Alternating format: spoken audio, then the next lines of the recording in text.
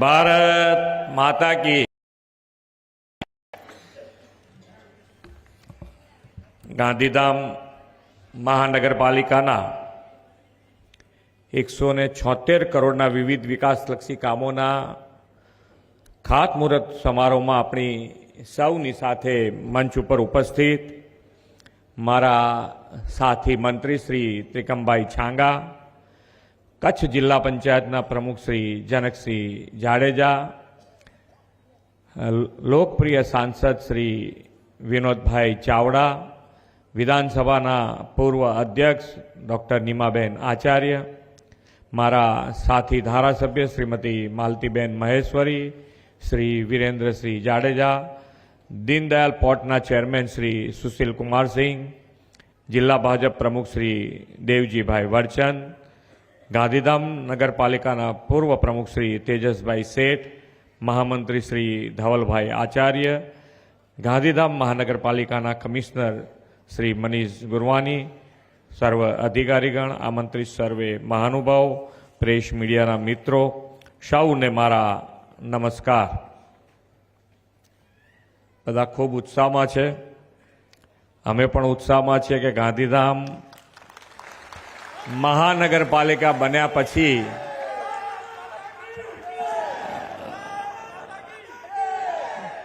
અમારું પણ પહેલી વખત અહીંયા આવવાનું થયું છે।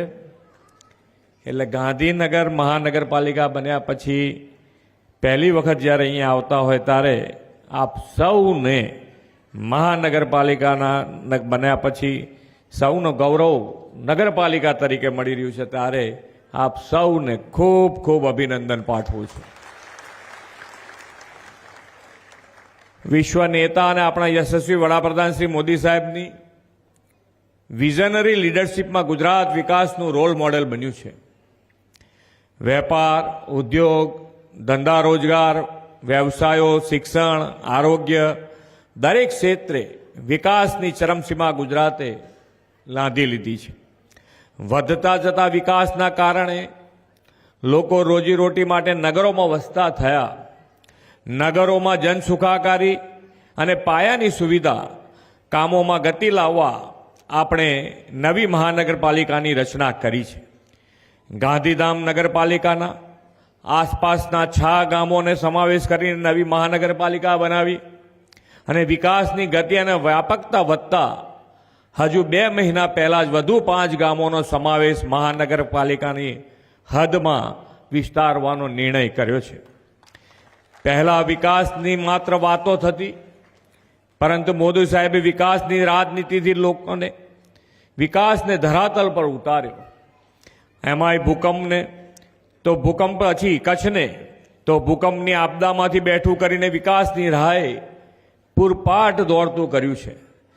કચ્છના ઇકોનોમિક કેપિટલની ઓળખ ધરાવતા અને રાજ્યના મહત્વના ઔદ્યોગિક કેન્દ્ર ગાંધીધામને વિકાસની નવી ઊંચાઈઓ સર કરવાની તેમની નેમ છે। એ નેમમાં આગળ વધતા રૂપિયા 176 કરોડના વિવિધ વિકાસ કામોના ખાતમુહૂર્ત આજે કર્યા છે। પહેલાં ગાંધીધામનું બજેટ નગરપાલિકાનું 110 કરોડ રૂપિયા, અને જેવું મહાનગરપાલિકા બની એટલે 6 ગણું વધારે થઈને આજે 608 કરોડ રૂપિયા બજેટ મંજૂર કર્યું છે। એટલે ખૂબ સારી રીતે વિકાસ થઈ શકે, પાયાની સુવિધાઓ મળી શકે, એના માટે રાજ્ય સરકાર હંમેશ કાર્યરત હોય છે। ગાંધીધામ મહાનગરપાલિકા દ્વારા આજે જે વિકાસના કામોના ખાતમુહૂર્ત થયા છે એમાં કોઈ શહેરનો હોલિસ્ટિક એટલે કે સર્વગ્રાહી વિકાસ કેવી રીતે થાય એની આપણને ઝલક જોવા મળે છે।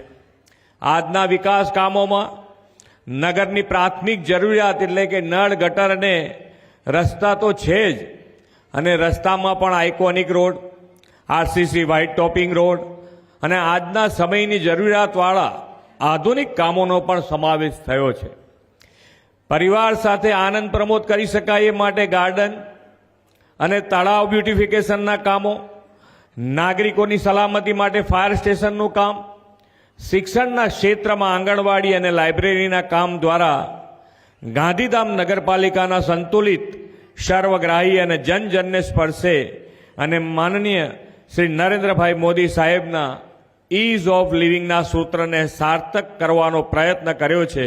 એ માટે નગરપાલિકાની ટીમને પણ ખૂબ ખૂબ અભિનંદન પાઠવું છું. શહેરનો વિકાસ કેવો હોય, કેટલા સ્કેલનો હોય, કઈ સ્પીડનો હોય, તે આપણા નગરોએ દેશને બતાવ્યું છે. મોદી સાહેબે આયોજનબદ્ધ અને સમય અનુકૂળ શહેરી વિકાસ માટે 2005માં શહેરી વિકાસ વર્ષની ઉજવણી કરી હતી. તેમણે શહેરીકરણને પડકાર નહીં પરંતુ તક તરીકે સ્વીકારીને વેલ પ્લાન સિટીઝ ડેવલપમેન્ટ માટેનો માર્ગ દેશને ચીંધ્યો. ગુજરાતની સ્થાપનાના 50 વર્ષ પૂર્ણ થવાના અવસરે 2010માં મોદી સાહેબે શહેરની ક્ષેત્રના સર્વગ્રાહી વિકાસ માટે સ્વર્ણિમ જયંતિ મુખ્યમંત્રી શહેરી વિકાસ યોજના શરૂ કરાવી.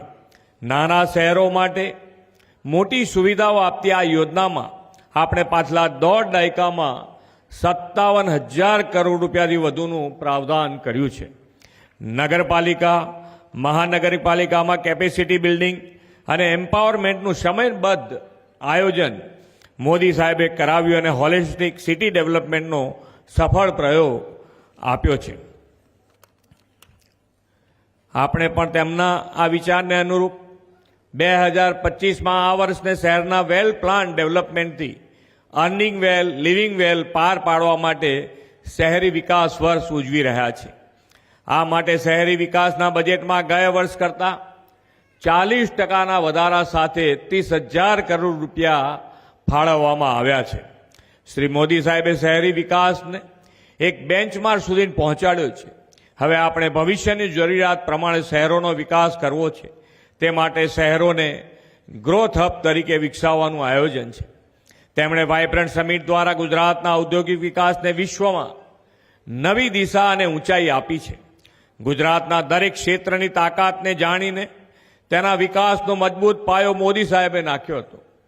તેમના માર્ગદર્શન અને આ જ વિઝનને આગળ વધારવા માટે સ્થાનિક અર્થતંત્રને વેગ મળે, સ્થાનિક ઉત્પાદન વધે અને રોજગારીનું સર્જન થાય, તે માટે આપણે રિજનલ વાઇબ્રન્ટ કોન્ફરન્સનું આયોજન કરી રહ્યા છીએ.